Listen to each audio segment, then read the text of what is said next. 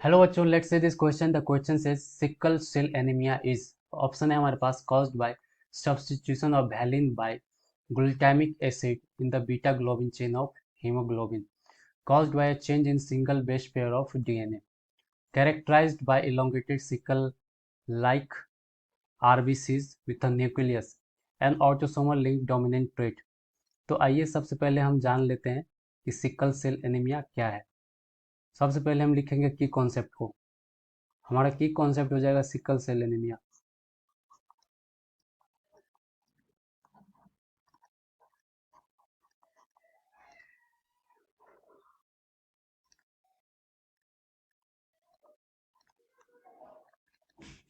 Sickle cell anaemia एक autosomal recessive disorder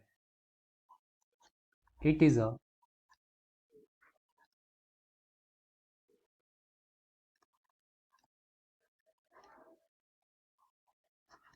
autosomal recessive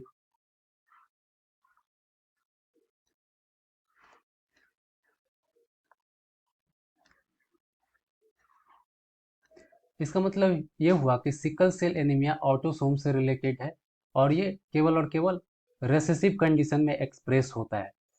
तो आइए जानते हैं कि सिकल सेल एनीमिया होता क्या है। क्या होता है, हीमोग्लोबिन में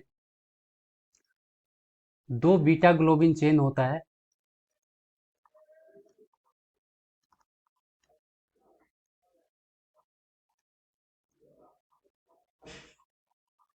और दो अल्फा ग्लोबिन होता है।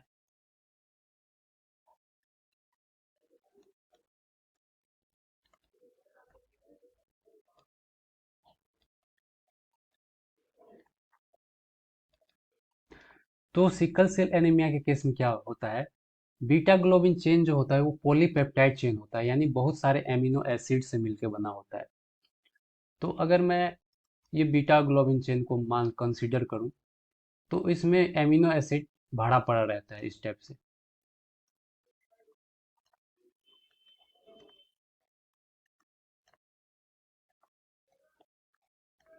बहुत सारे एमिनो एसिड इसमें ऐड होता है। यह first position, second, third, fourth, fifth, sixth, seventh, eighth and so on. तो सिकल सेल एनीमिया में सिक्स पोजीशन पे नॉर्मल कंडीशन में क्या होता है, ग्लूटामिक एसिड होता है।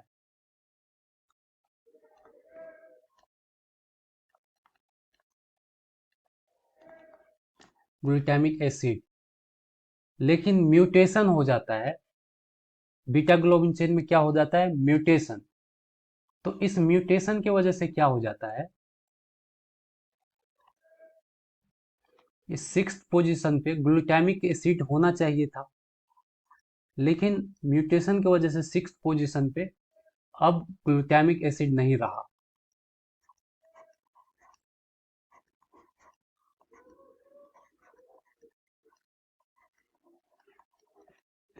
One, two, three, four, five, six, seven, eight. इस सिक्स पोजीशन पे क्या था, पहले ग्लूटामिक एसिड, बट अब म्यूटेशन की वजह से क्या आ गया, वैलिन। तो आरबीसी में क्या होता है, इस इस इस म्यूटेशन की वजह से आरबीसी जो होता है normally biconcave disc like होता है, लेकिन ये क्या हो जाता है, इलोंगेटेड और सिक्कल लाइक हो जाता है इस टाइप से।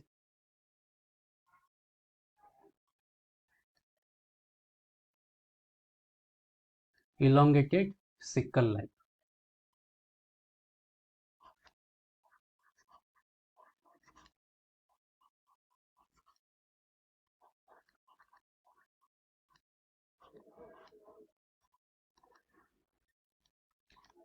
ये होता है नॉर्मल कंडीशन में और ये होता है डिजीज्ड कंडीशन में।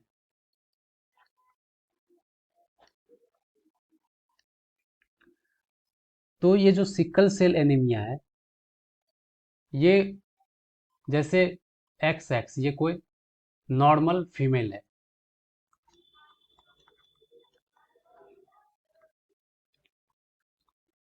इसके पास कोई भी सिकल सेल एनीमिया वाला ट्रेट प्रेजेंट नहीं है, जीन प्रेजेंट नहीं है। अगर इस फीमेल पे एक क्रोमोसोम आ जाए, एक जीन आ जाए, एक जीन आ जाए सिकल सेल वाला, यानी एक्स डी, डी का मतलब हुआ डिजीज, तो ये जो फीमेल होगी वो कैरियर होगी, क्योंकि इसके पास एक जीन प्रेजेंट है, यानी ये क्या है, हेट्रोजाइगस कंडीशन है।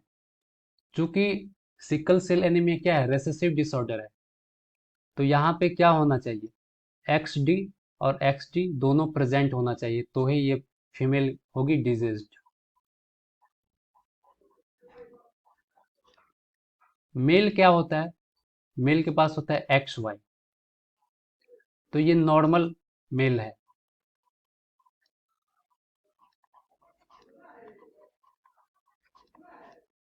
इस मेल के पास कोई भी सिकल सेल एनीमिया वाला जीन प्रेजेंट नहीं है, यानी ये नॉर्मल है।